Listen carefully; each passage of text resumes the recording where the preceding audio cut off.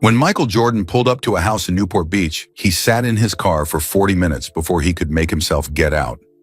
Not because he was lost, not because he changed his mind, but because the man who had won 6 championships, the man who had never been afraid of anything on a basketball court, was terrified of knocking on one door. Inside that house lived a 17-year-old girl named Amara. She had gold brown eyes and a heart that had been broken so many times she had stopped counting the pieces. 2 years earlier, she had lost her father, and she had spent every single day since sitting with a purple notebook in her lap. A notebook he had given her before he died, without writing a single word in it. She did not know anyone was coming.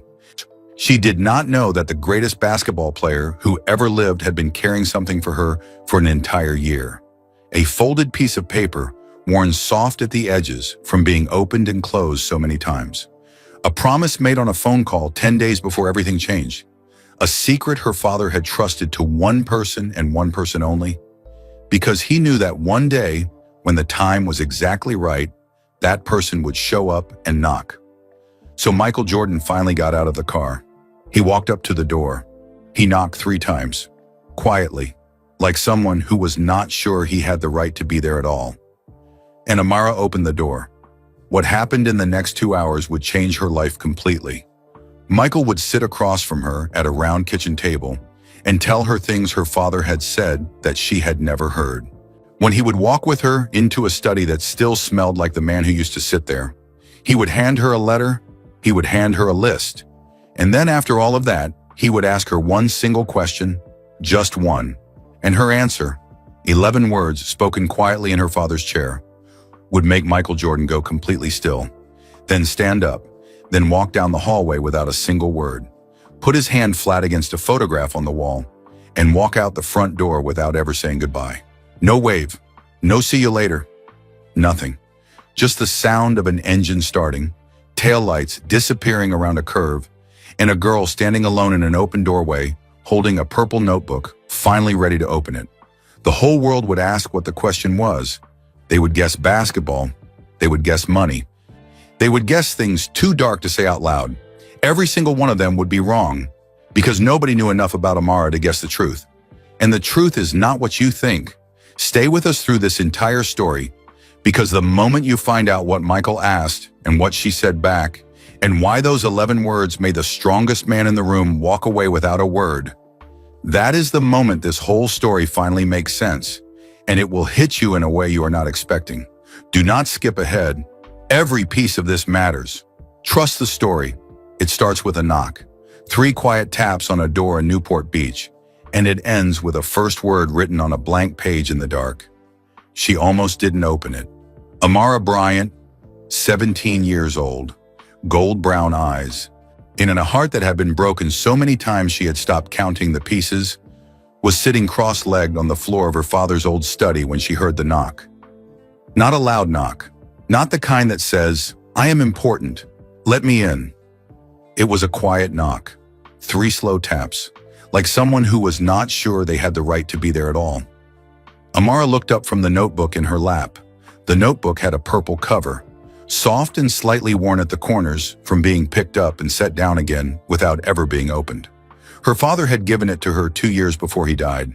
On the inside cover, in his big looping handwriting, the kind that leaned a little to the right, like it was always in a hurry, he had written 7 words, "For my Amara, write everything down." And below that, to smaller, "The world needs your voice." She had not written a single word in it since the crash. 3 more knocks came, still slow, still careful, like a question being asked very politely by someone who was ready to be told no. Amara set the notebook on the floor beside her left knee. She pressed her palm flat against the purple cover for just a moment, the way you touch something you are afraid of losing. And then she stood up. Her knees ached. She had been sitting in the same spot for 2 hours, not reading, not thinking, just holding the notebook the way you hold something when letting go feels like dying. She walked down the long hallway of the house in Newport Beach. Her feet were bare, and the floor was cool, and her footsteps made no sound. The house felt too large now. It had always been large. Same size as before, same walls, same ceilings, same wide windows facing the ocean. But before, the size felt right because the house was full. Full of noise. Full of the smell of food her father cooked on Sunday mornings. Eggs and turkey bacon and coffee so strong it reached you before you left your bedroom. Full of music coming from wherever her father happened to be. Full of his voice calling her name from 3 rooms away just to say, "Amara, come see this sunset. You have to see this right now, hurry up." She missed that more than anything. Not the trophies lined up in glass cases in the hallway. Not the magazine covers framed on the walls. Not the gold and the cameras and the world that had made him the most famous basketball player in a generation. She missed the way he said her name. She reached the front door and looked through the narrow glass panel set into the wall beside it. The man standing on the porch was tall, very tall. He wore a gray tracksuit and a black cap pulled low over his face. He was looking down at his shoes the way people do when they are not sure of themselves. When they have driven a long way to a place, and then standing right at the door, they start to wonder if coming was a mistake. His hands hung at his sides, empty, open. Amara stood still for a moment. She looked at the shape of him, at the width of those shoulders, at the hands. Then she opened the door. The man looked up. She recognized him in less than 1 second. Of course she did. The whole world would have recognized him. But seeing him here, on her porch, in the pale yellow afternoon light, and without cameras or reporters or the roar of a crowd around him, he looked different from every picture she had ever seen. He looked smaller, not in size. He was still enormous, still built like someone the world had made specifically for something big. But his eyes were not the eyes she knew from highlight reels. Those eyes were fire, sharp and focused and terrifying in the best way. The eyes of a man who had decided to win before the game even started. These eyes were tired. These eyes had been crying. Not recently. The evidence was old, settled deep into the lines of his face like a river that had been running for a long time. But Amara could see it. When you have cried as much as she had in the past 2 years, you learn to recognize the signs in other people, the particular weight around the eyes, and the way a person holds their mouth when they are keeping something in. "Amara," the man said. His voice was quiet, rough at the edges. It did not fill the air the way she expected. "Mr. Jordan," she said. Michael Jordan, 6-time champion, the greatest basketball player who ever lived, a man whose name meant something in every corner of the earth, reached up and took off his black cap. He held it in both hands in front of him, the same way people hold their hats in church, out of respect for something sacred. "I know I should have called first," he said. "I'm sorry. I drove out here and then I sat in the car for almost 40 minutes. Couldn't figure out if I should knock or just leave." "What made you knock?" Amara asked. He was quiet for a moment. His eyes moved past her into the hallway. And she knew what he was looking at before she turned around to check. The framed photograph on the wall. Her father, mid-jump, the ball a blur of motion in his outstretched hand. The crowd behind him a wave of color and noise frozen in a single perfect second. Michael Jordan looked at that photograph for a long moment. Then he looked back at her. "I made a promise," he said, "and I'm running out of time to keep it." Amara looked at this man, this giant, this legend, this person whose poster had hung on her bedroom wall when she was 9 years old. And she saw something she had not expected to see. She saw someone who was grieving, not the same as her grief, a different shape, but real, bone-deep real. She stepped back from the door. "Come in," she said. She did not know as she said those 2 words, and that the next 2 hours would change her life. She did not know that the man walking into her house was carrying a secret her father had trusted to him alone. She did not know about the question, about what she would answer, about what her answer would do to the greatest basketball player in the world. She did not know any of that yet. She just stepped back and let him in. And somewhere in the space between memory and the present moment, in the place where the people we have lost wait quietly to see how we are doing, she felt her father watching, not with sadness, not with longing, with a smile. Michael Jordan did not rush into the house. He stepped through the door slowly, the way a person steps into a room where something important happened. Not out of fear, but out of respect. His shoes made a soft sound on the tile. He looked left, then right, taking in the hallway the way a person does when they are trying to feel a place before they understand it. His eyes stopped on the photograph. It was large, black and white. Her father mid-jump, body stretched full, arm extended, the basketball barely touching the tips of his fingers. The crowd below him was a blur of open mouths and raised hands. He was above all of it, floating, alone, completely certain. Michael Jordan looked at that photograph for so long that Amara almost asked if he was okay, but she didn't. She waited. After a while, he turned and followed her to the living room. He sat on the couch that faced the window overlooking the ocean. He sat the way very large men sometimes do, carefully, like he was aware that the space around him needed handling. He placed both hands on his knees. He looked at the water. Amara sat across from him in the chair her father had always called the thinking chair. It was old. The left arm was worn smooth and soft from years of her father resting his elbow there while he read, or thought, or stared out at the same ocean Michael was looking at now. She never sat in it when she was alone. It felt too much like trying to fill his space, like wearing shoes 3 sizes too big and hoping no one noticed. Today she sat in it without thinking.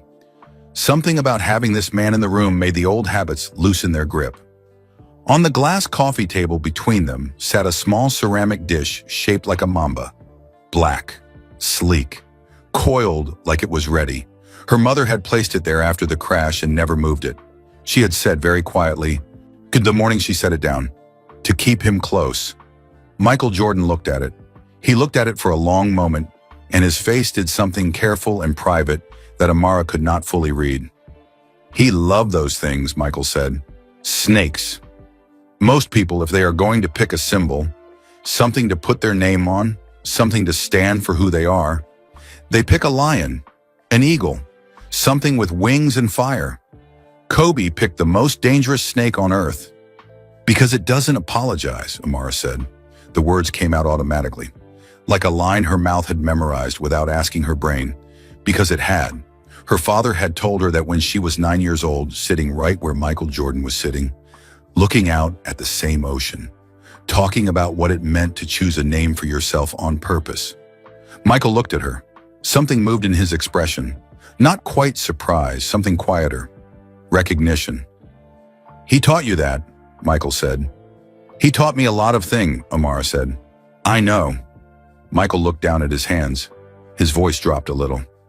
That's part of why I'm here. Amara waited. She was good at waiting now.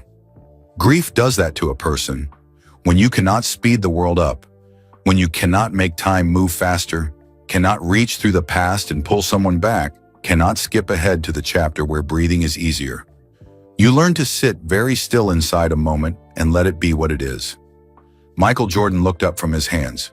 Your father called me, he said, 10 days before the crash. The words fell into the room like stones dropped into still water, quiet on the surface. In everything moving underneath, Amara did not speak, did not move. We talked for 3 hours, Michael continued. His voice was steady, but she could hear the effort it cost. 3 hours late at night. We talked about basketball at the beginning, because that is always where we started. Then we talked about legacy, about what that word really means.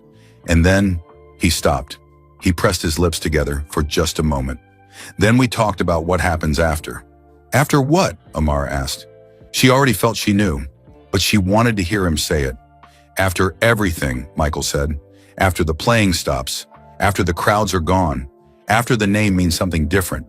Not what you did, but what you left behind. What actually lasts. He stood up. He went to the window and looked at the ocean, the way he had looked at the photograph in the hallway. Like he was searching it for something. The light outside was golden and heavy, the kind of afternoon light that turns everything it touches into something that looks worth remembering. Your father told me he was worried, Michael said. About what? Amar asked. Not about his legacy. Michael turned from the window. The world always thinks men like your father spend all their time thinking about their legacy. He didn't. Not in the way people imagine. He was worried about something much smaller than that. He paused. He was worried about you. Amara felt her hands go still in her lap. About me, she said. About what happens to the children of great men. Michael's voice was careful and heavy. Admire the way a person speaks when they have been carrying a thing for a long time and are finally setting it down somewhere safe. Whether the shadow gets too big, whether the name becomes a cage instead of a gift, whether a person spends their whole life being known as someone's daughter and never gets the chance to be known as themselves. Amara felt something shift behind her eyes, a pressure building, slow and warm. "He said those exact words?" she asked. He said, "Michael, I don't want Amara to carry my name like it is something heavy. I want her to know she can put it down if she needs to. I want her to know she can walk away from all of it. The fame, the expectations, every single thing the world has decided to expect from her, and still be everything I ever wanted her to be." The pressure behind Amara's eyes became something wet. She had trained herself not to let it fall. Not in front of people. After her father died, everyone wanted to see her grief. They would look at her face at the memorial and the press events and the anniversary tributes with a hunger she had learned to recognize. Not cruelty, just the way people are drawn to real pain when it is happening to someone else. It makes them feel less alone in their own. She had decided, somewhere in the long first year, that her grief was hers. It was not a show, but this was different. This was her father's voice coming out of someone else's mouth. This was something she had never heard him say and had not known, until this moment, in that she had needed to hear. "He never said that to me," Amara whispered. "I know," Michael said. "He asked me to say it for him, if something ever happened." His voice snagged, very slightly on those last three words. He cleared his throat, continued. He said, "I know I'm probably being ridiculous. Nothing is going to happen, but if it does, I want someone to tell her. Someone she will actually believe." Amara looked at this man standing in her father's living room with his hat in his hands and his tired eyes. "He thought I'd believe you," she asked. "He said," Michael replied very quietly, "that you would know it was real because only someone who truly loved you would say it out loud to another person instead of writing it in a letter. Because he knew you. He knew that a letter would feel too prepared, too neat. Well, he wanted it to feel like the truth, and the truth is always a little messy and unplanned." Amara looked at the ceramic mamba on the table. She looked at the photograph of her father on the wall. She looked at the worn left arm of the thinking chair, right where her own elbow was resting. Then she looked at Michael Jordan. "He was right," she said. "I believe you." And the tears came. They did not ask permission. They did not wait. 7 months of held-back grief that she had managed and contained and kept private broke open quietly. The way old things break. Not loudly, not dramatically, just a slow giving way. Michael Jordan did not move toward her. He did not say it's okay or let it out, or any of the things people say when they don't know what else to offer. He did not try to fix it or name it or make it smaller. He simply stood by the window. He looked at the ocean. He gave her the room. It was, Amara would think later, much later when the grief had settled into something she could carry instead of something that carried her, exactly the right thing to do. And she understood, in that moment, sitting in the thinking chair, with tears on her face and the ceramic mamba catching the last of the afternoon light, that her father had known exactly who to send. He always did. When the tears were done, Amara went to the kitchen. She needed something to do with her hands. That was the honest reason. Not thirst, not hospitality. Just the basic human need to move when you are feeling too much. To do something small and useful and normal while the bigger things settle. She filled the kettle. She found 2 mugs. She placed them on the counter side by side and stood there looking at them, breathing slowly, until the water began to heat. She had no idea if Michael Jordan drank tea. It turned out he did. They sat across from each other at the round kitchen table, the one her father had insisted on from the very first day they moved into this house. He had stood in the kitchen looking at the rectangular table that came with the place and shaken his head. "No," he had said. "We need a round one." "Why?" her mother had asked. "Because no one sits at the head of a round table. Everyone is equal. That is how I want this family to eat." Amara had been 11 years old when he said that. She had not thought about it again till after he was gone, and then she could not stop thinking about it. The round table. The small, deliberate choice. In one of 100 small, deliberate choices he had made that she was still discovering. The way you keep finding coins in an old coat pocket long after winter is over. She wrapped both hands around her mug. The warmth spread through her palms and up her wrists. "What else did he say?" she asked. "In that phone call, the one 10 days before?" Michael drank his tea. He did not rush to answer. He looked at the steam rising from the mug and turned the question over, the way you turn something heavy with both hands to find a better grip. "He talked about a boy named Damien," Michael said. Amara looked up. "Damien Okafor? You know him. He was my dad's mentee, came around practices sometimes when I was there. He's from Compton. My dad paid for his private training for 2 years. Never made a big deal of it, never told anyone. I only found out because I saw the invoice once by accident on the desk." Michael nodded slowly. His expression was the expression of someone hearing a detail that confirmed something they already believed. "Your father told me about him. He said Damien reminded him of himself at that age. Same hunger, same absolute refusal to accept losing. Same intelligence that people mistake for arrogance because they are not looking closely enough. But if you look closer, it is just focus. Pure, total focus on the thing in front of you." "Damien got into UCLA," Amara said. "Full scholarship, every cost covered." She paused. Then very quietly, "The day that news came, my dad cried." Michael was still.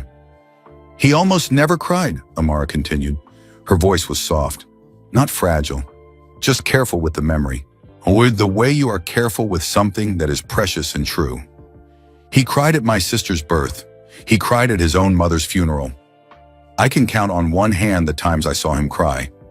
But when Damien called to say he got in, my dad sat down at that table, right here, and he put his face in his hands and he cried." She looked at the table surface, and then he looked up and he said, "Amara, you know what? This is better than any ring, any trophy, any record. This is the real thing. A kid who had nothing now has everything in front of him. That is what I want to be remembered for. Not the points. This." Michael Jordan leaned forward. He set his mug down. "That is exactly what I want to talk about," he said. "The real thing." And then he told her the story. Not the story the world knew. Not the rivalry, the respect. In the public back and forth between two men who both wanted to be the best and found late in the game that they loved each other for it. That story had been told in interviews and documentaries and long articles full of quotes that had been cleaned up and approved before they went to print. The real story had never been in print. It started not with a press conference or a practice court or a championship game. It started with a phone call. Not the one 10 days before the crash, an older one, 15 years older. A phone call that happened at 11 o'clock on a night in January when Amara was 2 years old and asleep down the hall, and the world was completely quiet except for Michael Jordan, who could not sleep. "I was going through something," Michael said. He chose each word with care, not hiding but handling. "And after my second retirement, I walked away from the game for the second time, and I thought I was ready. I thought I had made peace with it." He shook his head. "I had not. The silence was unbearable. Not just quiet. I mean a silence that had a shape, that pressed on you. I felt like a person who had lost their language. Like I knew how to do one thing in this world, and that one thing was finished, and without it, I did not know what I was." "So you called him," Amara said. "I called him because he was the only person alive who I thought might understand."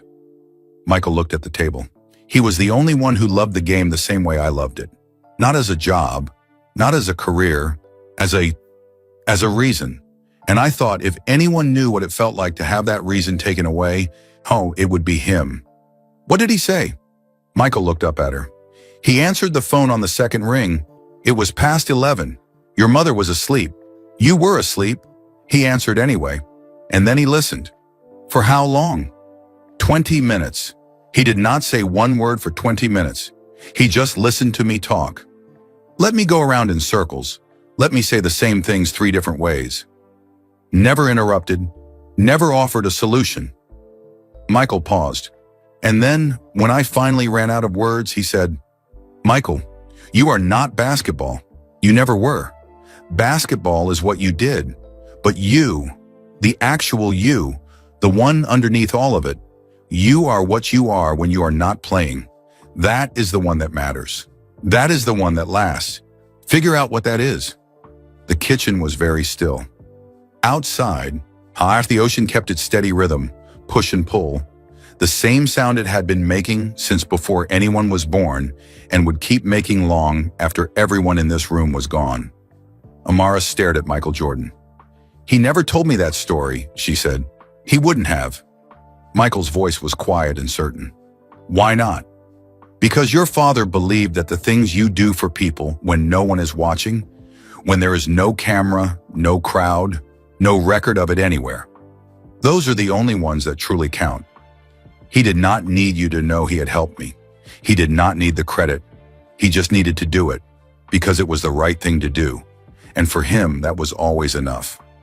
Amara thought about the training fees for Damien Okafor, paid quietly for 2 full years.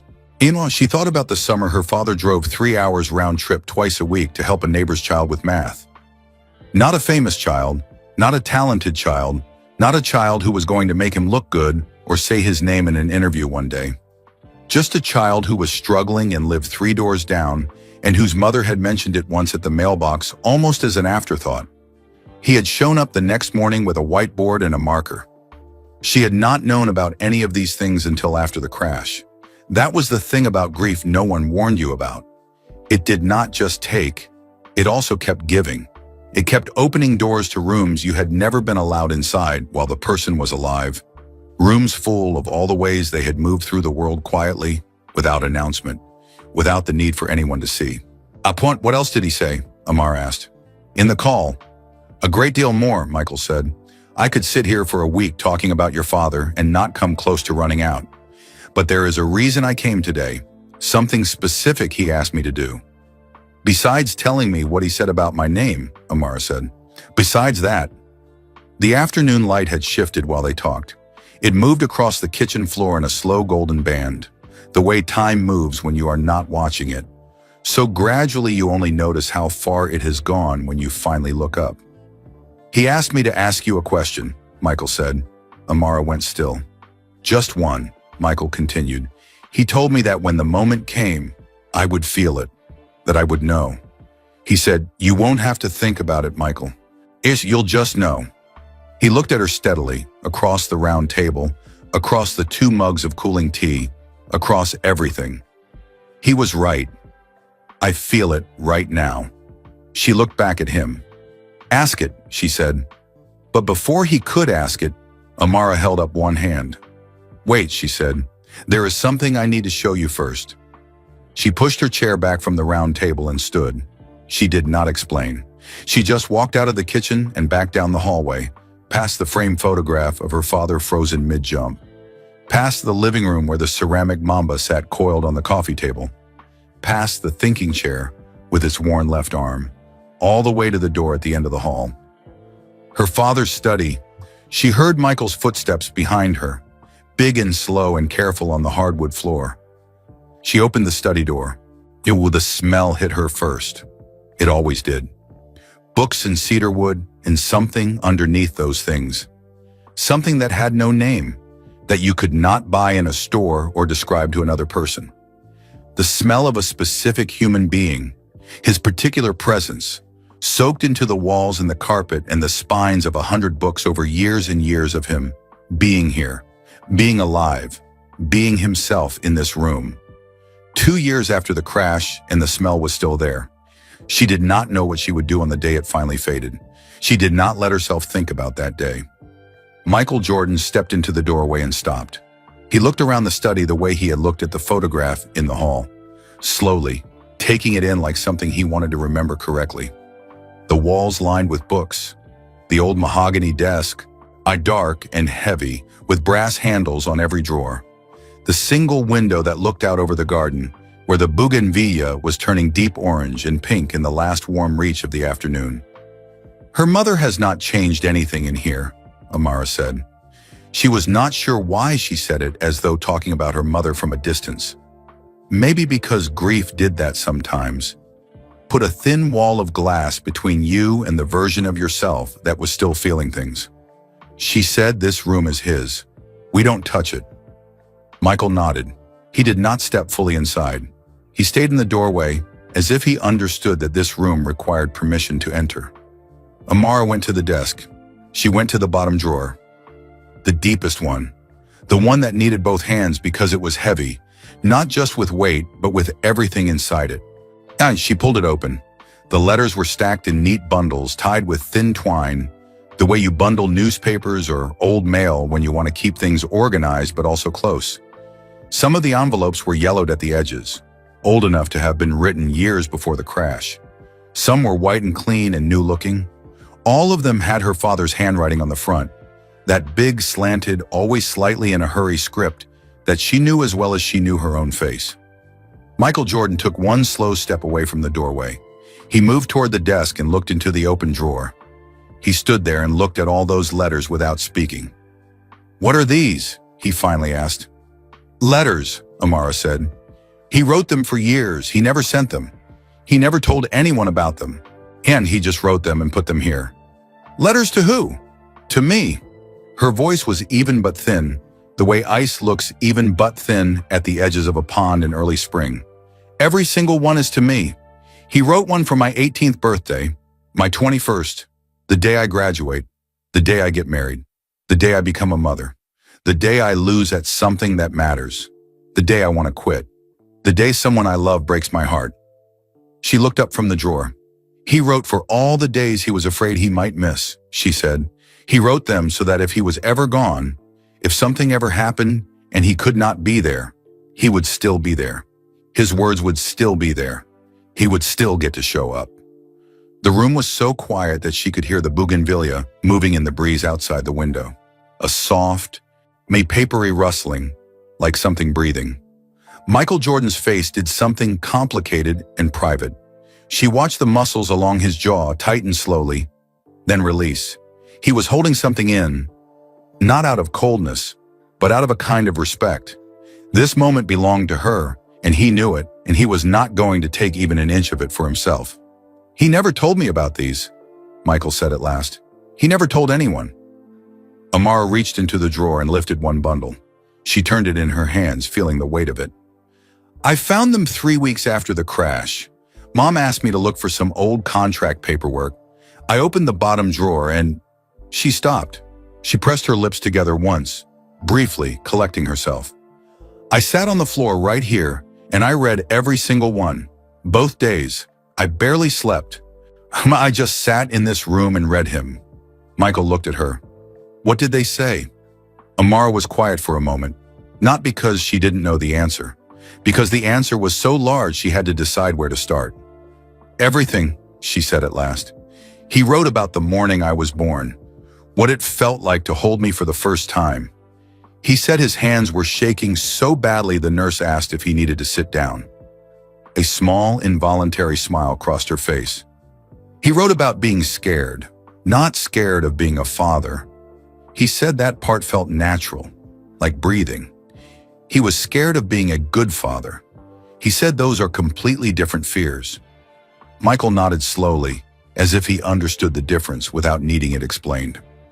"He wrote about his own father, the things that went right and the things that went wrong, and what he promised himself he would do differently. He wrote about my mother. He said falling in love with her was the only time in his life he was ever truly caught off guard.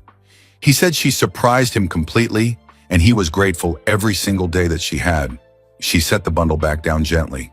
"And he wrote about the future, all these different versions of the future. He imagined who I might become with so much detail, what I might want, what I might be afraid of, what might make me laugh, what might bring me to my knees." Her voice softened. "He was so curious about me. Not about who I was in relation to him, not about whether I would carry his name the right way, just about me, who I actually was going to be. He was so genuinely, deeply interested in that." Michael Jordan's jaw tightened again. He looked away at the window. "Can I?" he started. He stopped. Tried again. "Can I see one?" Amara hesitated, just for a moment. Then she reached back into the drawer and lifted a single envelope from the top of the nearest bundle. The seal was unbroken. On the front, in her father's hand, in letters pressed firm and clear into the paper. "For the day Amara's not sure she's enough." She held it out to Michael. He took it with both hands. carefully. The way you accept something that was never yours to hold but has been trusted to you anyway. And you want the person watching to know you understand the weight of that. He read the words on the front. He did not open it. He stood there holding it for a long, still moment. Then he held it back out to her. "Open this one today," he said. "Tea right now." "Why today?" He looked at her. His tired eyes were steady and certain. "Because," he said, "I think today is exactly the day he wrote it for."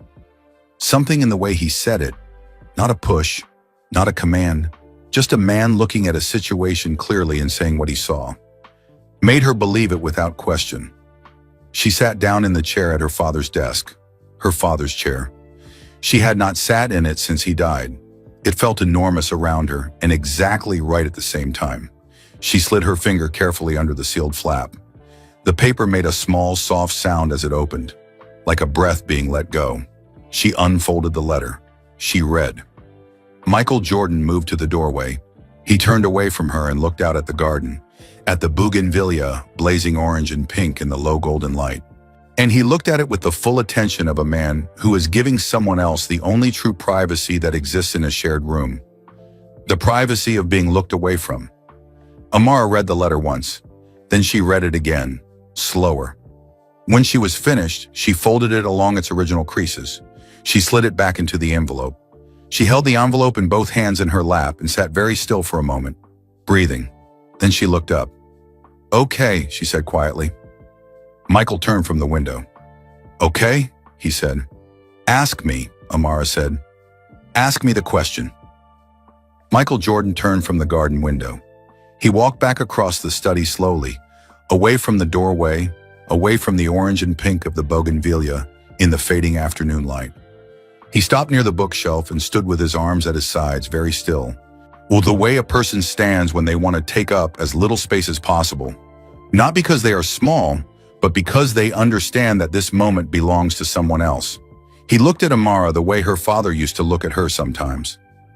Not the way the world looked at her, searching for the famous name, for the famous face reflected back, for something they recognized and could point to. This was different. This was pure attention. The kind that says, "I see only you. Nothing else in this room exists right now." She had missed being looked at that way more than she had words for. "Your father told me," Michael said, "that there is only one question worth asking another person. One real question. Everything else is just talking around it." He paused. Not for drama, not to make the moment bigger than it already was. For weight, because some things need a breath of silence around them before they are spoken, like you are making room in the air. "He asked me to ask you this." Michael's voice was even and careful and full. "What do you want to do with the rest of your life? And what is stopping you from starting today?" The study settled into quiet. Outside, somewhere above the garden, a bird crossed the pale sky. The bougainvillea made its soft, papery sound in the breeze. The light moved a small, slow inch across the floor. Amara looked at Michael Jordan across her father's desk. "That is 2 questions," she said. Something moved at the corner of his mouth. Not quite a smile. The beginning of one. The kind that comes when someone does exactly what you expected them to do. And the expectation came from love. "Ash, your father told me you would say that," Michael said. Amara blinked. "He did?" "He said, and I am giving you his exact words, she will tell you it's 2 questions. When she does, tell her the second one is the only one that matters." Amara looked down at the desk. There was the purple notebook. She had not noticed until this exact moment that she was still holding it, that she had carried it all the way from the hallway floor, through the kitchen, down the hall again, into this room, and had set it on the desk when she sat down in her father's chair. She had been carrying it the entire time without once being aware of it. The way you carry certain things without knowing. "What is stopping you from starting today?" she said, not as a question, as something she was reading from the inside of herself. Turning it over slowly, feeling where its edges were. "What is stopping you?" Michael asked again. Quiet, no pressure in it, just the question, open and waiting, the way a door stands open and does not rush you through. Amara took one breath. She had assumed, somewhere in the back of her mind, in the part that had been bracing itself since he walked through her front door, that she would not know the answer, that she would say, "I don't know," which was what she had been saying on the inside for 2 years. A vast, flat blankness where a future used to be. A deep silence where her father's voice used to live and give direction. She opened her mouth, and what came out was not "I don't know." What came out arrived fully formed, the way certain true things do, not built piece by piece but discovered whole, not like turning a corner and finding something that was always there. "Nothing," she said. "Nothing is stopping me. I have just been waiting for permission." Michael Jordan went completely still, the kind of still that is not emptiness, but the opposite. So full of something that the outside stops moving to make room for it.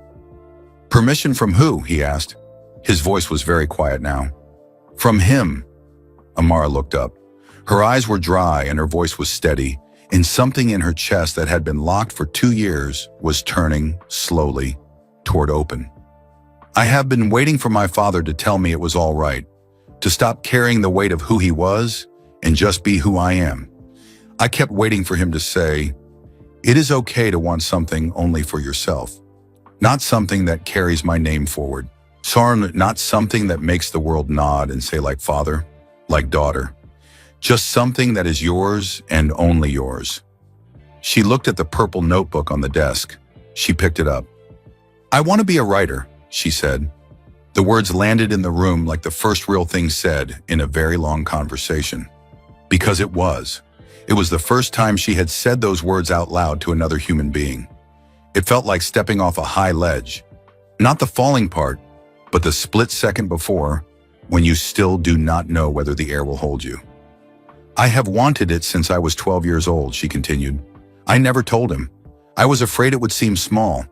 Next to the stadiums, next to the championships, next to millions of people who would walk through rain to watch him play.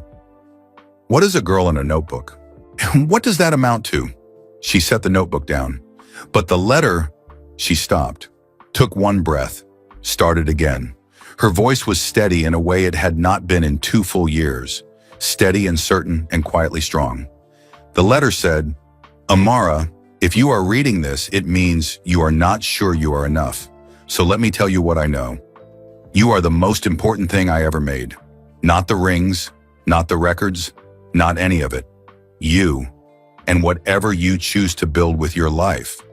Build it loudly. Let the world know you are here." Michael Jordan's face did not move, but his eyes did. Something deep inside them shifted. Some long-carried tension. The kind you do not notice you have been holding until the moment it begins to release, started slowly to let go. Like a rope that has been pulled tight for so long, finally finding slack. He reached into the pocket of his tracksuit. He placed something on the desk in front of her, a folded piece of paper.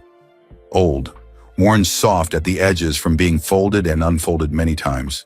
The way something is worn when a person has carried it close and returned to it again and again. "One more thing," Michael said. "Your father gave this to me the night he called. He said, 'Keep it safe and give it to Amara when she is ready.' He said, 'You will know when she is ready.'" He looked at her across the desk. "You are ready," he said. Amara looked at the folded paper on the desk. She reached out. She picked it up. She unfolded it slowly, one crease at a time. It like she was opening something that had been sealed a long time and deserved to be opened with care. Because it had. Because it did. It was a single page torn from a notebook. Not the purple one, an older one, a different one. The paper had gone faintly golden at the edges the way old paper does. The way anything left long enough in one place begins to take on the color of time. Her father's handwriting covered both sides of it, small and pressed hard into the page. Dense lines of it, the letters leaning forward the way they always did when he was thinking fast. When the words were arriving quicker than his hand could follow, and he did not want a single one to get away. She turned the page to the top. At the very top, in letters larger than the rest, written slower, deliberately, very like a name carved into something that was meant to last, were 2 words, "For Amara." Below that, in smaller writing, an introduction. "If you are reading this, it means Michael did his job. It means you asked something, or you answered something. Either way, I want you to know this list took me a long time. Years. I kept adding to it and taking things away and adding them back again. It is the most honest thing I have ever put on paper in my life. More honest than any interview. More honest than any speech or press conference or retirement ceremony. Those things were for the world. This is only for you. Then the list. It was titled at the top in her father's hand, Things I Wish Someone Had Told Me. It had 43 items. Amara read them slowly. The way you move through deep water, not fighting it. Why just letting your weight carry you down through each layer, feeling the pressure change as you go. Some items were practical, the kind of things a person learns the hard way and wishes they had known at the start.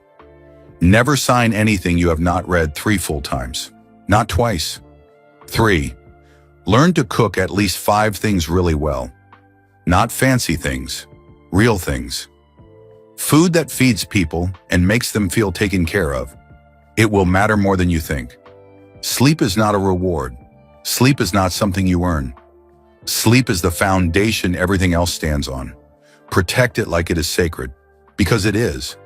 Some items were the kind that only come from a life spent thinking hard about hard things. Losing is not the opposite of winning. Giving up is the opposite of winning. Losing is just the price of trying at the level where winning means something. Pay it without shame. The people who work hardest to make you feel small are almost always protecting something they are afraid you will see. Try to figure out what. It will make you less angry and more free. Kindness is not weakness. I spent too many years confusing the two. I am telling you now so you do not spend as long figuring it out as I did. Some items were unmistakably, specifically, entirely for her. Things he could not have written for anyone else. Things that proved he had been watching. Not just looking, but truly watching, the way only someone who loves you completely ever watches. You were always too hard on yourself. This is partly my doing. I showed you what maximum effort looked like and forgot to also show you what rest looked like. I am sorry for that. Please rest. You have earned it more times than you know. Your laugh is the single best sound I have ever heard in my life. Bar nothing. No crowd, no stadium, no moment of any game. Your laugh. I should have told you that 1,000 times. I am telling you now. The morning you were born, I held you, and I was so afraid I was going to do it wrong. Every day after that, I was afraid I was going to do it wrong. The fear never went away. I just got better at showing up anyway. I hope you remember the showing up and not the fear. Amara had to stop twice while reading, not to cry. The tears had already come and gone in the living room an hour ago. She stopped because some of the items required her to put the page down for a moment, press both palms to the desk, and just breathe. Anya let the words settle into her before she moved to the next ones. The way you stop on a staircase when you are carrying something heavy and give your arms a rest before you keep climbing. Then she reached item 39 of 43. She read it once. She read it again. And then she sat absolutely still with the page in her hands and felt the whole room shift around her, very slowly, the way a ship shifts when the tide changes. Not dramatic, just a deep, quiet, fundamental turning toward a new direction. Item 39 said this: I know about the writing. I have known for years. When you were 12, I was looking for the birthday gift you had hidden for your mother, and I found the notebooks you kept under your bed instead. I read 3 pages. I stopped because it felt like walking into someone's private prayer, and I had no right to be there. But in those 3 pages, I saw something I had been too busy and too loud to see before. My daughter is a storyteller. She is going to move people with her words the way I could only ever move them with a ball. And what she is going to do, if she lets herself do it, is bigger than anything I did. It always was. Amara, please write. Write every day. Write when it feels small, and write when it feels impossible, and write when you are not sure anyone will ever read it. The world needs your voice. I knew it when you were 12 years old. I know it now. I will know it always. Amara placed the page face down on the desk. She put both palms flat on top of it. She breathed in. She breathed out. Her father had known, not just guessed, not just hoped, known, the way he had known things about the game that other people could only see after the fact. That specific, sharp-edged certainty that had always made him different. He had known about the writing since she was 12 years old, and he had chosen carefully and deliberately not to say a word. Not because it did not matter to him, because it mattered too much, because he understood something that took Amara until this very moment to fully see. If he had said it, if he had turned to her at 12 years old and said, "You are going to be a great writer, trust me, I know," she would have spent the next decade writing for him, writing to prove he was right, writing under the enormous shadow of his belief the same way she had spent the last 2 years under the shadow of his name. She would never have known whether the wanting was hers.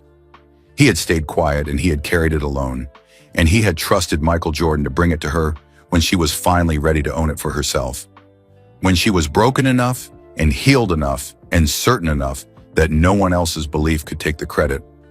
Only her own. She looked up. Michael Jordan was leaning against the bookshelf with his arms loose at his sides. His face was open in a way famous faces rarely are. No guard up, no version of himself being performed for an audience.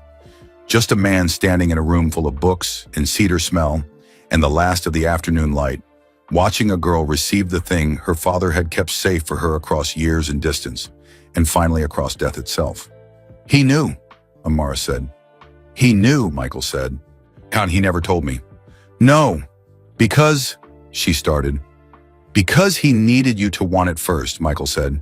He was very clear about that. On the phone that night, he said, "If I tell her, it becomes my dream for her, and then she will chase it for me instead of for herself. And that is the one thing I cannot give her. She has to find her own reason. If she finds it, it will last forever. If I give it to her, it will only last as long as she is trying to make me proud." Amara shook her head once, slowly, the way you shake your head at something that is so completely, perfectly true that arguing with it would be absurd. "That," she said, and her voice cracked open just slightly, the way wood cracks when it is not breaking but simply showing its grain, "is the most him thing I have ever heard in my life." Something loosened in Michael Jordan then. Some long tension carried in the set of his shoulders released itself quietly, like a knot finally given slack. He pushed himself gently off the bookshelf. He reached for his cap on the corner of the desk. "What are you going to do?" he asked. Amara looked at the purple notebook. She turned it once in her hands. She looked at the inside cover where her father's handwriting curved across the page in those big rolling letters. "Write everything down. The world needs your voice." Words she had read 1,000 times and touched with her fingertips 1,000 times more, without ever once picking up a pen. She thought about the list, about item 39. What about the fact that he had written those same 6 words in 2 separate places, in 2 separate years, for 2 separate moments, as if he knew one would not be enough, as if he was making sure. "I am going to write," she said. The words came out clean and whole and entirely without doubt. "I am going to start today." Michael Jordan nodded once. The weight in his face, the weight she had noticed from the very first moment she opened the front door and saw him looking down at his shoes on the porch, shifted, not gone, but lighter. The way something feels after you have done the thing you were afraid to do and found that the doing of it was survivable after all. "Good," he said. He pulled his cap on and tugged the brim low. He picked up nothing else because he had arrived with nothing else. Just himself, just the cap. Am I just a year of waiting and a folded piece of paper worn soft at the edges from being carried close? "Can I ask you something?" Amara said. He looked at her. "Why did it take a year to come?" Michael Jordan was quiet for a moment. He looked at the window, at the bougainvillea deepening to amber in the early evening light. "Because I was afraid," he said. "Of what?" "That when I looked at you..." He stopped. His jaw worked once. Then he continued. "I was afraid that when I looked at you, I would only see him, and I was not sure I could handle that. I was not sure I was ready." "And now?" Amara asked. He looked at her directly. Fully, the tired eyes steady and clear. "I can see him," Michael said, "but I can also see you, and you are not the same. You are something he made and something you are building yourself. And those 2 things together are..." He stopped. He looked for the word, and when he found it, it was a simple one. They are enough, more than enough. He moved to the study door. He would be so proud of you, he said from the doorway. Amara looked down at the purple notebook in her hands. Then she looked up at the man standing in the door of her father's study, cap pulled low, eyes tired and honest. Having driven here and sat in a car for 40 minutes and knocked 3 quiet times and carried a folded piece of paper for a full year because a man he loved had asked him to.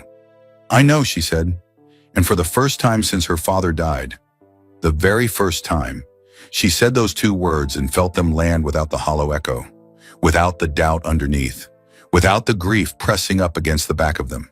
She said it, and it was simply, completely, undeniably true. She knew. What happened next was a small thing. It happened in the hallway in less than 3 minutes, without a single word being spoken. It was not dramatic. There was no music behind it, no crowd watching, no camera pointed at the right angle to catch what it meant. But it was the thing that the whole world would later wonder about. The thing that spread from person to person the way certain true things spread. Not because they are loud, but because they touch something people already carry inside themselves and have never found the right words for. Amara walked Michael Jordan from the study back through the house toward the front door. She still had the purple notebook in her hand, and she had not put it down since she picked it up from the desk, and she did not put it down now. It felt different than it had felt this morning when she was sitting on the floor of the study, just holding it and going nowhere. It felt like something that had crossed over from one thing into another. It felt for the first time like hers, like something she was actually going to use. They moved through the living room past the ceramic mamba on the coffee table, past the thinking chair with its worn left arm catching the last low light of the evening through the window. The sun had gone nearly all the way down while they were talking. The sky outside was the color of a bruise healing, deep blue at the top, a faint orange thread still burning at the very edge of the horizon. They reached the hallway. They reached the front door, and Michael Jordan stopped. He did not stop because he forgot something, or because he had more to say, or because he was not ready to leave. He stopped the way a person stops when they pass something they are not able to walk past, when their feet simply refuse before their mind has finished deciding. He was standing in front of the photograph, the large black and white one, her father frozen mid-jump, arms stretched fully above him, the ball just leaving his fingertips, the crowd a wave of blur and motion below, the whole weight of the world held up by one man in one perfect moment of what he was made to do. Michael Jordan stood in front of it and looked. Amara stopped walking. She stood a few feet behind him and to the left, and she watched his face. It was not sadness she saw. Sadness has a sound to it, a shape, a way of pulling the features down. What she saw on Michael Jordan's face was something older and quieter than sadness. It was the face of a person standing in front of something irreplaceable, knowing it is irreplaceable, knowing it cannot be gotten back, knowing that the understanding of this has come too late to change it and not too late to feel the full weight of it. It was the face of a man looking at a version of himself that no longer existed. Not the version the world saw, the rival, the peer, the legend who matched another legend step for step across 2 decades of the game. The private version, the one that existed only inside a specific friendship between 2 specific people. The version that had answered the phone at 11 o'clock at night and listened for 20 minutes without a word. The version that had trusted a secret to a tracksuit pocket and believed, with no guarantee, that the pocket would find its way to the right room at the right time. That version of a relationship, built across years, across phone calls, across the long distance between 2 people who understood each other at the level where words were sometimes not necessary, was gone, and nobody could give it back. And the world did not fully know it had existed, which meant the world could not fully understand what had been lost. Some losses belong only to the people who feel them. Amara understood that. She stepped back. She gave him the room and the silence and the space that the moment required. Michael Jordan reached up. He placed his right hand flat against the glass of the frame. His palm covered part of the crowd, part of the blur. We left the figure in the air untouched. He pressed his hand against the glass gently, the way you press your hand against the glass of an aquarium when there is something on the other side you want to reach. He held it there. He said nothing. He did not bow his head. He did not close his eyes. He simply stood with his hand on the photograph and looked at the man in the air, and said whatever he needed to say in the only language that was left to him, the language of presence, of showing up, of being here even when here is the hardest possible place to be. Amara watched and did not speak. She understood without being told that this goodbye was not for her. It had nothing to do with her and everything to do with her all at once. She was the reason he had come. But the man in the photograph was the reason he had stayed in his car for 40 minutes before he could make himself knock. After a long, full, unrushed moment, the kind of moment that exists outside of clock time, that is measured in something heavier and slower, Michael Jordan lifted his hand from the glass. He did not look at Amara. He reached out and opened the front door. The evening air came through, cool and salt-touched, carrying the sound of the ocean, doing what the ocean always does. The patient, endless push and pull of water that has been here since before any of them and will be here long after. He walked out, down the porch steps, across the driveway, to the car parked at the edge of the path, dark gray in the evening, ordinary looking for a car belonging to someone whose name meant anything but ordinary. And he did not say goodbye. He did not turn around. He did not wave. He got into the car. The engine started. The headlights came on, two quiet beams in the early dark. The car moved slowly down the long driveway toward the gate at the end. The gate swung open. The car paused for just a moment at the road. One breath, one last hesitation. And then it pulled out and moved away, the red of the taillights shrinking slowly in the distance until they disappeared around the long curve in the road. Gone. Amara stood in the open doorway. The ocean air moved around her. She stood there for a full minute after the lights vanished, not because she was sad, she was not sad, or not only that, but because some moments deserve to be stood in for a little while after they end, because leaving too quickly would be its own kind of disrespect. Then she stepped back inside. She closed the door. She walked down the hall and past the photograph and into her father's study. She sat down in her father's chair at her father's desk. She placed the purple notebook in front of her. She opened it to the very first page, the clean white page that had been waiting for 2 years while she worked up the courage to mark it. She picked up a pen. She looked at the inside cover, at the 7 words in the big looping handwriting that leaned slightly to the right. Write everything down. The world needs your voice. She breathed in. She wrote the first word, later. When people asked, when the story spread the way it spread, and when a journalist named Clara Voss published the first account of the visit, and it traveled around the entire world 3 times inside a single week, Amara would be asked again and again about the goodbye, about why Michael Jordan left without saying anything, about what it meant that the greatest basketball player who had ever lived walked out of a house without a word and drove away. She would always answer the same way. She would think for just a moment, not searching for the answer, but giving it the respect of a pause. And then she would say, "He did say goodbye. He just didn't say it to me." And then, after a beat, "He said it to my father." And after another beat, quieter, "I believe my father heard him." What no one else would ever know. What was not in Clara Voss's article, in what Amara never told in any interview, what she kept sealed away in the private place where the sacred things go, was what she had written on that first page of the purple notebook on the night Michael Jordan drove away. She had written her father's question back to herself, not as a question this time, as an answer, as a promise, as the first true thing she had ever said out loud in her own voice, on her own page, for herself and no one else. And she had written for 3 hours after that without stopping. When she finally put the pen down, the house was completely dark. The desk lamp was the only light in the world. The moon had come up over the ocean outside the window, casting its long silver road across the water. The purple notebook had 37 pages filled. 2 years of silence. 37 pages in one night. While she looked at what she had made. Then she closed the notebook carefully, stood up from the chair, and went to find her mother. Because some things, the real things, the ones that last, are not meant to be held alone. 3 months after Michael Jordan drove away, Amara applied to a writing program at a university in Los Angeles.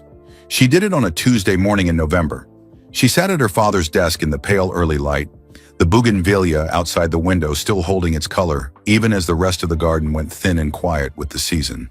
The application had been open on her laptop for 6 days before she filled it in. On the 7th day, she read it back once, found nothing she wanted to change, and submitted it before she could talk herself out of it. Then she closed the laptop and sat very still for a moment. And then she made coffee and went to find her mother. Renata was in the kitchen, already up, already dressed, already on her second cup. She was like that, steady in her rhythms, the way a river is steady, moving the same direction every day regardless of the weather. It was the quality that had held the family together through the worst of it. Not loudness, not strength in the way people usually mean that word, just the absolute reliability of her presence. She was always there. She was always herself. That, Amara had come to understand, was its own form of heroism. Renata looked up when Amara came in. "I applied," Amara said. Her mother did not ask applied to what. She set down her cup and looked at her daughter for a long, quiet moment. The kind of look that takes in everything at once and needs no explanation. Then she said, "He knew you would get in." "He did not know I applied," Amara said. "No," Renata agreed. "Not this application, not this morning, but he knew you would eventually. He told me years ago." She reached for her cup again, wrapping both hands around it. "He said Amara is going to surprise the world one day, and it is not going to be on a court." She smiled. It was the particular smile of someone sharing a thing they have been holding a long time. A thing that was not quite a secret, but was close. Something kept not out of hiding, but out of care, waiting for the moment when it would land correctly.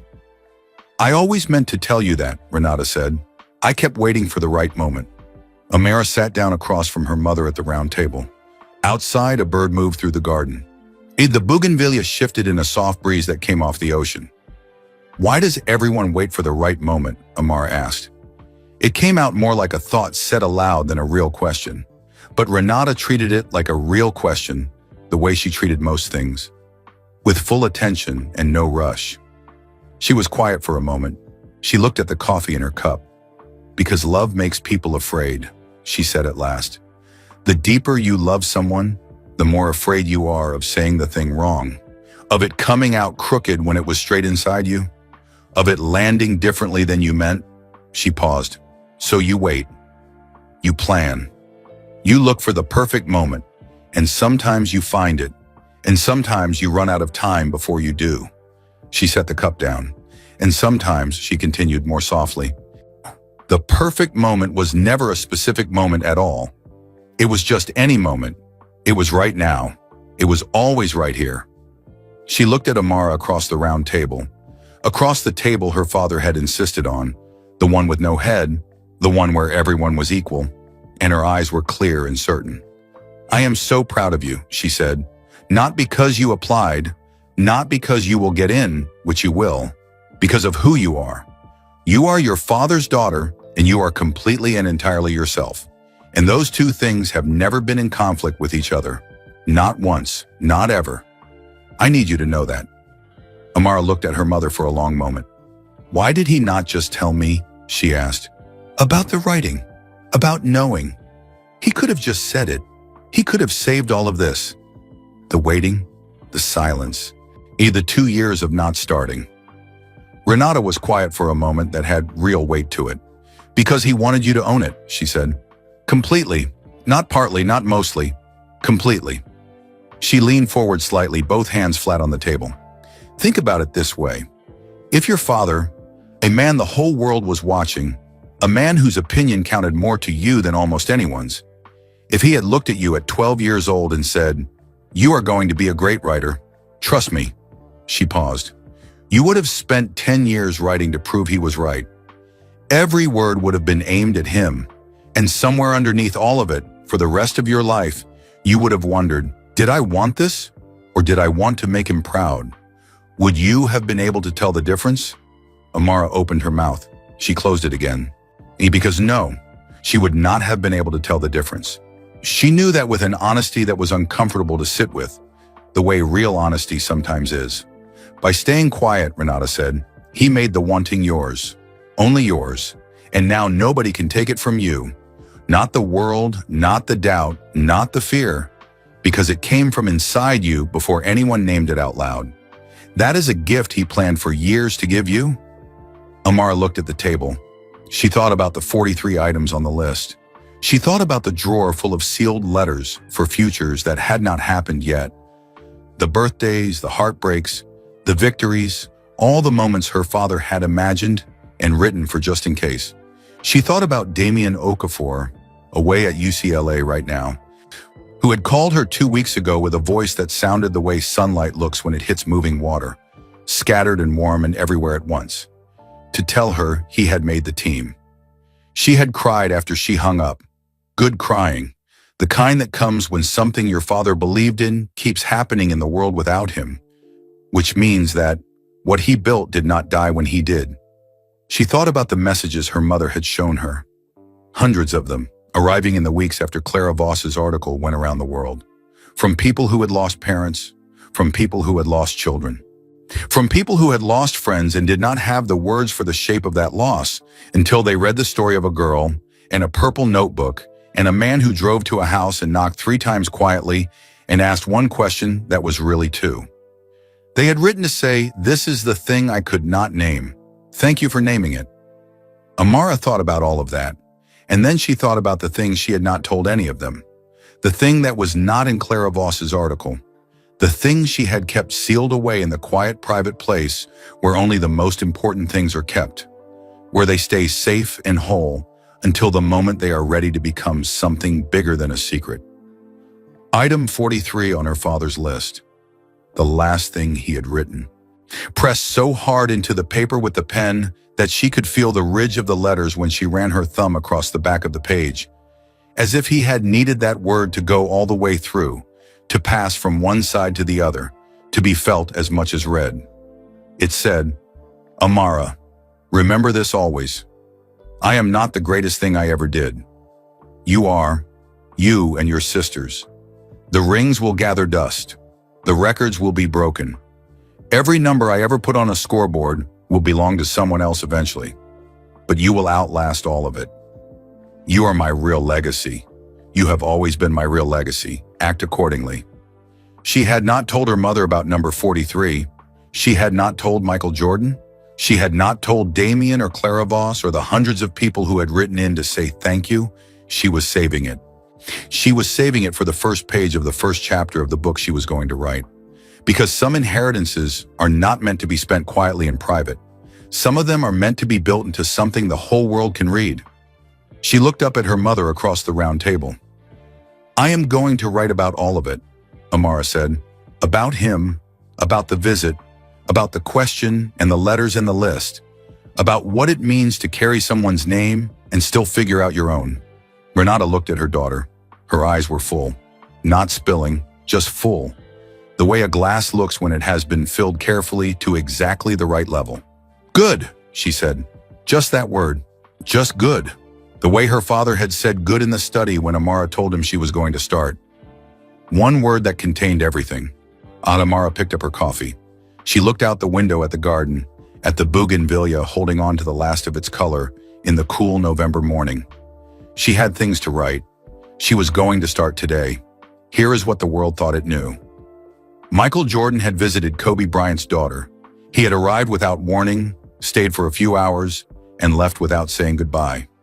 Somewhere in the middle of all that, he had asked her a question.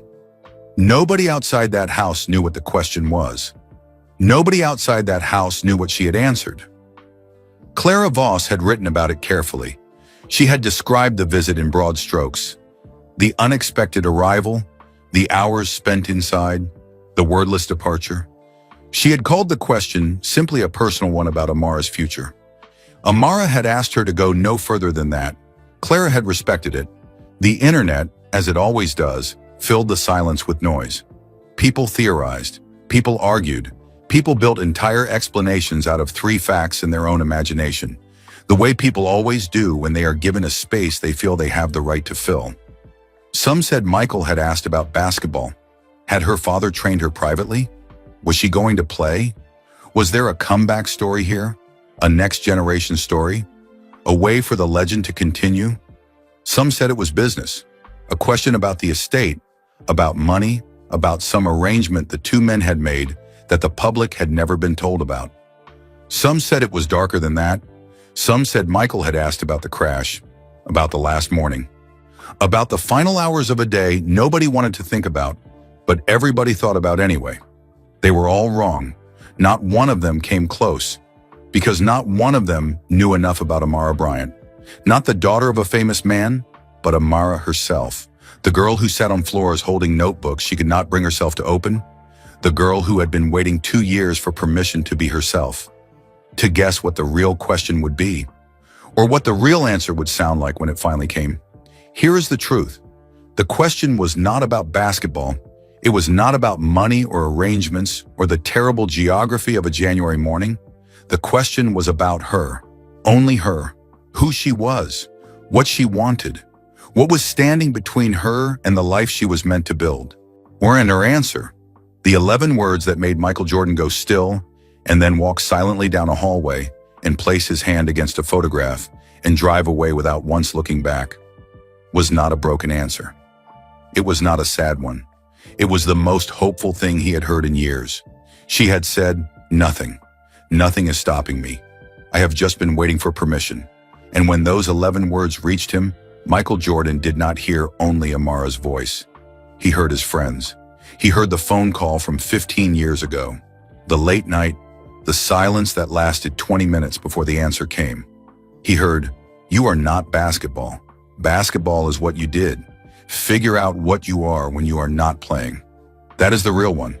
That is the one that lasts." He had carried those words every day for 15 years. And now here was his friend's daughter, 17 years old, sitting in her father's chair in her father's study, and she was saying the same thing back. Not as a lesson she had been taught, but as a truth she had found herself, in her own time, in her own way, with no one pointing the direction. She had figured out what she was, and in that moment Michael Jordan understood something that hit him like the ground coming up when you have not seen the fall. His friend had done it, across the distance that nothing crosses, across the silence that cannot be broken, across the uncrossable space between a person who is gone and the people still living in the world they left behind. Kobe had reached, through a list written in dense, pressing handwriting on yellowed paper, through a drawer full of sealed envelopes for days that had not arrived yet, through a purple notebook given years before its purpose was known, through a man trusted with a folded piece of paper and a quiet knock on a door. He had reached across all of it, and he had told her, "You are enough, you always were. Start today." And she had heard him. That was the thing Michael Jordan could not say goodbye to. You do not say goodbye to something like that. There are no words that fit around it. There is only the putting of your hand against the glass and the feeling, for one long, full moment, of the weight of it. The staggering, ordinary, enormous miracle of a father who loved his daughter so carefully and so completely that even after he was gone, the love kept working, kept arriving, kept doing exactly what it was designed to do. And then you get in the car, and you drive away, and somewhere on the long road home, in the quiet of the car with the city lights beginning to come on all around you, you make a promise to yourself, not out loud, not to anyone listening, just to yourself and to him. You promise to try to be, for the people you love, what he was for his daughter. The kind of person whose voice keeps going after the room goes quiet. The kind of person who thinks about the moments they might miss and prepares for them anyway, just in case. The kind of person who trusts the right people with the right things at the right times. The kind of person who understands, in their bones, without being told, to see without needing it written on a trophy or a record or a ring, that the most important thing any of us will ever make is not a name that lasts. It is a person. It is the living, breathing, notebook-carrying, first-word writing, world-entering person who carries your voice forward into the years you never got to see. It is the daughter who picks up the pen. The book came out 2 years later. It was not a basketball book. It was not a memoir about grief or loss or what it means to grow up in the shadow of a famous name. It was not what anyone expected, which is almost certainly the reason it worked the way it did. The reason it found its way into the hands of people who had never planned to read it, Now the reason strangers pressed it into other strangers' hands on trains and in waiting rooms and across kitchen tables and said, "You need to read this." It was a novel.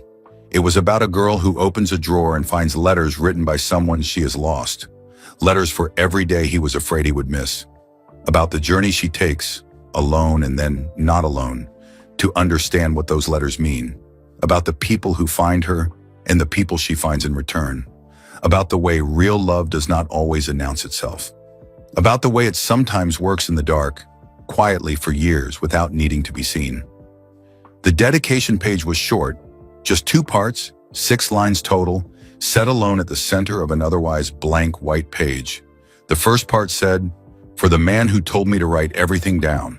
And I am writing everything down. You were right, as usual. The second part said, "And for Michael, who drove to my house and knocked 3 times, quietly. Thank you for knowing when to knock." The book spent 31 weeks on the bestseller list. Amara Bryant, who was 17 when a tall man in a gray tracksuit stood uncertain on her porch, who was 19 when she pressed submit on a Tuesday morning before she could change her mind, who was 20 when she stood at a podium in a bookstore in Los Angeles holding the things she had made, became something the world had not thought to predict.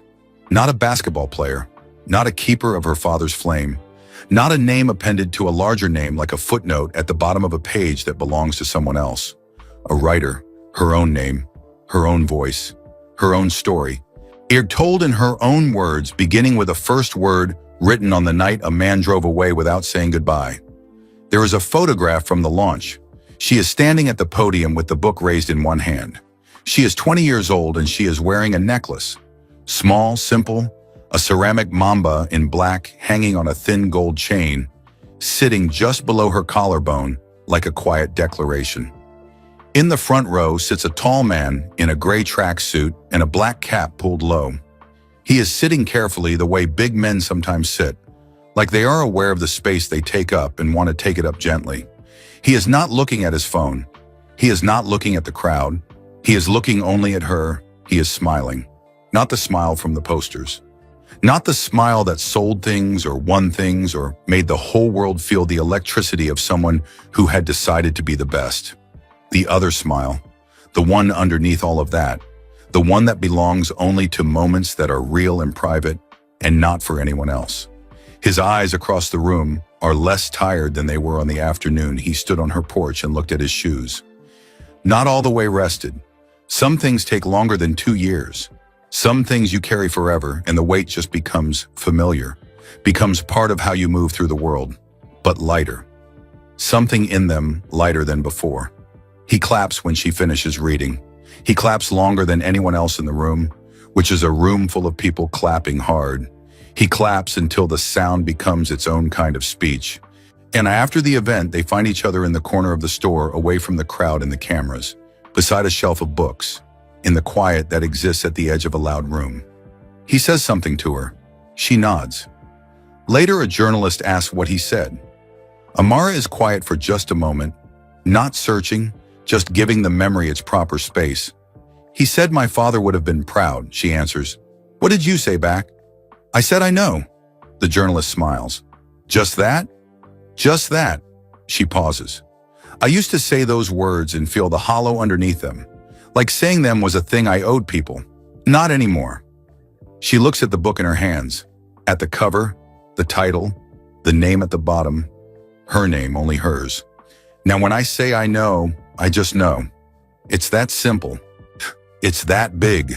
She picks up the purple notebook from the table beside her. The same one.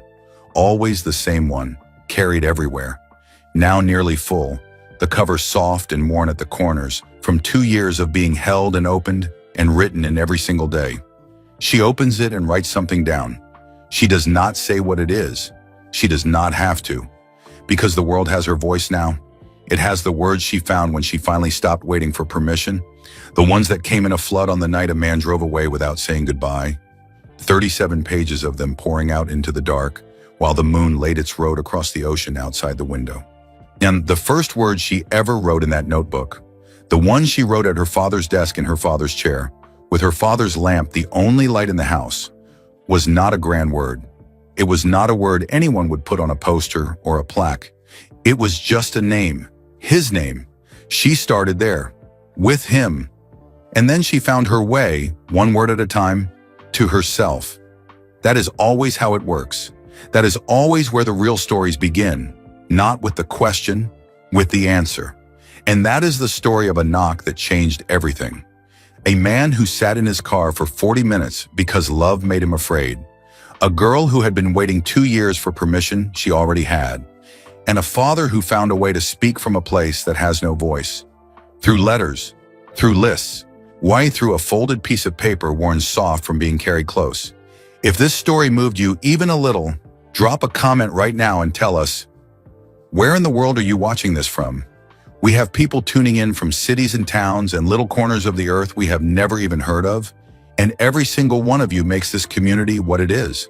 Tell us where you are. We read everyone. And if you believe that stories like this one deserve to be heard, stories about love that keeps working even after it has every reason to stop, then hit that like button right now. It takes 1 second and it tells the world that kindness is worth spreading. Subscribe to this channel if you have not already. Every week we bring you stories that remind you what people are really made of when it counts. What you do not want to miss what is coming next. And finally, that video appearing on your screen right now, click it. We picked it specifically for you. If this story landed, that one will too. Thank you for being here. Thank you for listening all the way to the end. That right there is what Amara's father would call the real thing.